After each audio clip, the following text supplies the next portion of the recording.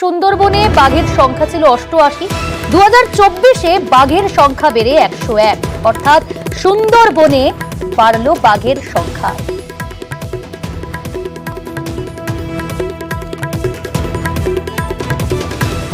সুন্দরবনে আমাদের বাঘের সংখ্যা আগে 74 ছিল 2010 সালে, সেটা এখন বেড়ে 101টা হয়েছে। মাননীয় মুখ্যমন্ত্রী মমতা বন্দ্যোপাধ্যায়ের নির্দেশে বন দপ্তরের তরফ থেকে আমরা যে ধরনের কাজকর্ম করতে পারি আমরা আরও বেশি করে করছি, যাতে জঙ্গলের পশুরা নিশ্চিন্তে থাকতে পারে এবং মানুষও ভালো থাকতে পারে। হাওড়ায় জুট মিলের পাশে পুকুর, আর সেই পুকুরে মাটি ফেলেই ভরাটের চেষ্টা। অভিযোগ জুট মিল কর্তৃপক্ষের বিরুদ্ধে। আর এই নিয়ে সরব হন দক্ষিণ সাকরাইল গ্রাম পঞ্চায়েতের কর্মাধ্যক্ষ। এই কারণে সম্প্রতি তাকে থানায় বেশ কয়েক ঘন্টা বসিয়ে রাখা হয় বলে অভিযোগ। স্থানীয়দের বাধায় পুকুর বোঝানোর কাজ এখন বন্ধ রয়েছে।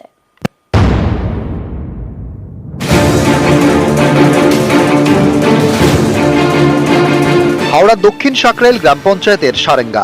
এখানে রয়েছে একটি জুট মিল, পাশেই তাদের পুকুর।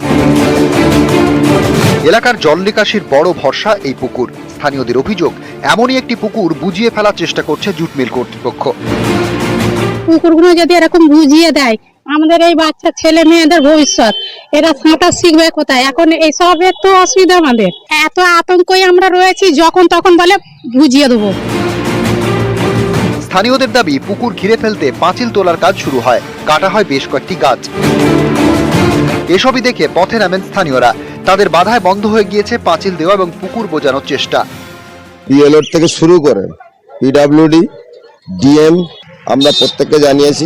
জলাশয় বন্ধ হয়ে যাওয়া মানে আজ এইটাকে বন্ধ করেছে, আগে ওইটাকে বন্ধ করেছে, তারপরে এইগুলো বন্ধ করবে। এই যে বৃষ্টিগুলো হয়, এই যখন এই জিনিসগুলো বন্ধ হয়ে যাবে, বৃষ্টিটা তো পুরো ঘরে ঢুকবে। পুকুর বোঝানোর চেষ্টা প্রতিবাদ করেন দক্ষিণ সাকরাইল গ্রাম পঞ্চায়েতের কর্মাধ্যক্ষ আনিনুর শেখ। অভিযোগ, এতেই তিনি বিপাকে পড়েন। সম্প্রতি তাকে সাকরাইল থানার পুলিশ ডেকে পাঠায়। থানায় গেলে পঞ্চায়েতের কর্মাধ্যক্ষকে ঘন্টা 5 আটকে রাখা হয় বলে অভিযোগ। তাকে হুমকি দেওয়া হয় বলে অভিযোগ উঠেছে। এই যে পুকুরটা ঘেরার বিরুদ্ধে আমি প্রতিবাদ করেছিলাম, করে থাকার ফলে আমাকে থানায় হোল্ড করিয়েছিল 5 ঘন্টা। লোকাল পঞ্চায়েত মেম্বারকে গিয়ে এরকম হ্যারাসমেন্ট করানো। প্রতিবাদটা কি ছিল? পুকুর নিয়ে, সাধারণ মানুষের নিয়ে। এটা একটা নিন্দনীয় ঘটনা।